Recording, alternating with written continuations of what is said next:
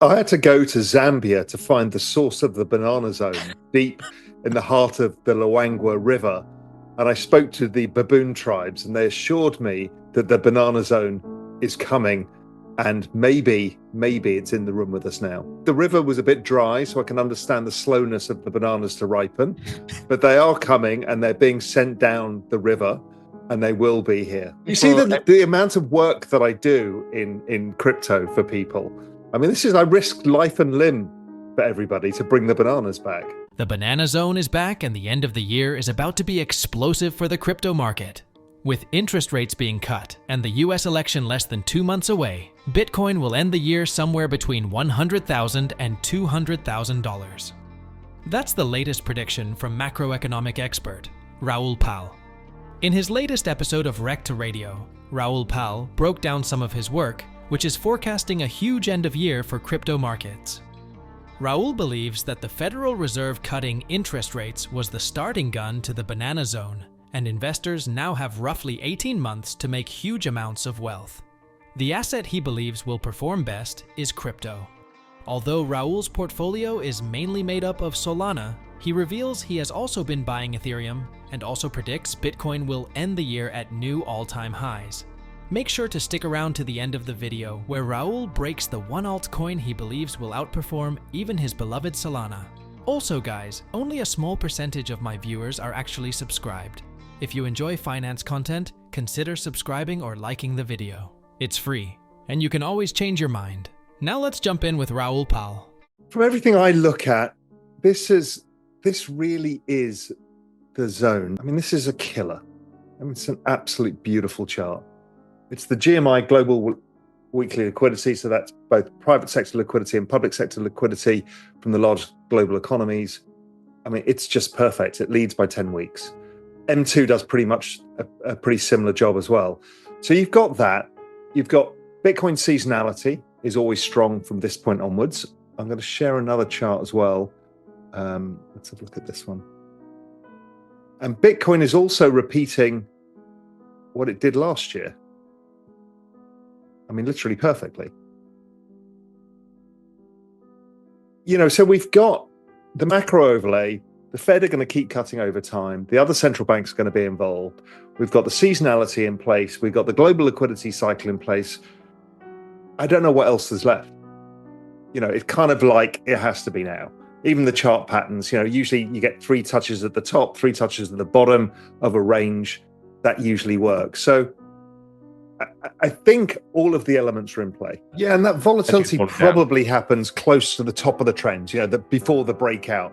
You're kind of waiting around at that 70,000 Bitcoin level, 70 to 75,000, and it chops around frustratingly there. Before, I think either way, whatever the outcome of the election, it goes up afterwards anyway. We've seen that in the past. But we saw the last time Trump was in, obviously, because Trump is very tax light, very stimulative, and he's very pro-crypto, so regulatory stuff, both for tech and for crypto, that you feel like that could be an extra juice if that were to happen. And 2016-17 was the last Trump cycle. We didn't have the Fed actually easing liquidity massively. They were just starting to raise rates, and they stopped for 2016-17. And it was the Chinese who were creating the liquidity, and the market went, bananas-tastic in 2017. Let me give you a hopium chart. I just need to share You'll need an Ethiopium chart. It's an Ethiopium chart. It does feel like, to me, that's ETH versus ETH last year. I can't find a closer fit. I can't. That's crazy. The other thing about the ETH Bitcoin cross is it's actually driven by the ISM and the business cycle. So you're kind of all in that point on a weekly, for those who like technicals, on a weekly DMARC count. ETH just put in a 13 low as well. It feels that everything is in place, but that chart is quite remarkable. Now, we know that these charts fall apart just when you want them the most to work. So expect it to not work, but it's just interesting contextually. I've been buying it just because I've been buying XCopy and Beeple stuff, mainly XCopy. Really my entire ETH portfolio is just NFT, digital art. That's it.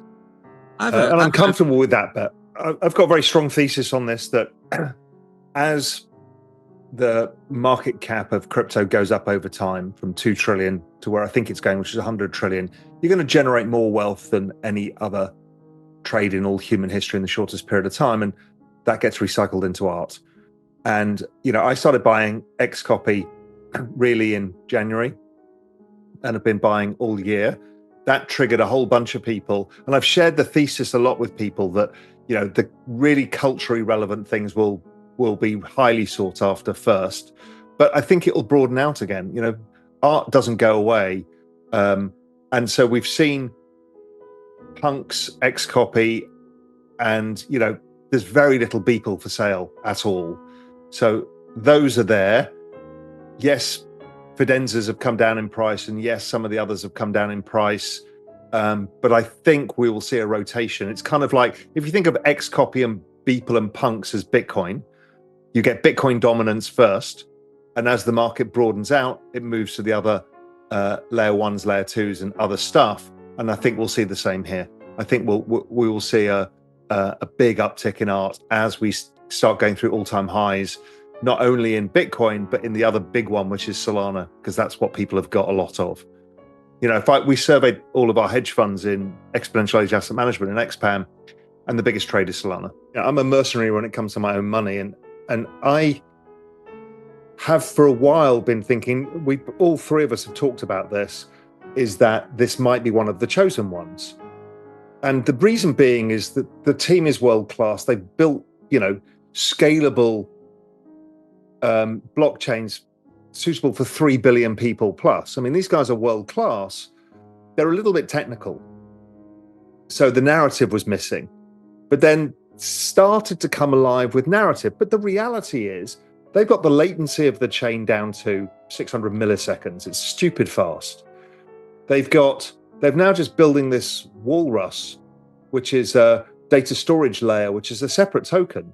But it's like basically AWS on top of, this whole move virtual machine idea.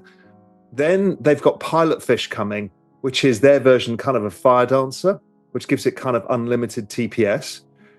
And they've got a very serious biz dev team. Obviously, we've just got Circle, and there'll be, I'm sure, plenty of others, whether it's in gaming or real world assets and other stuff to come.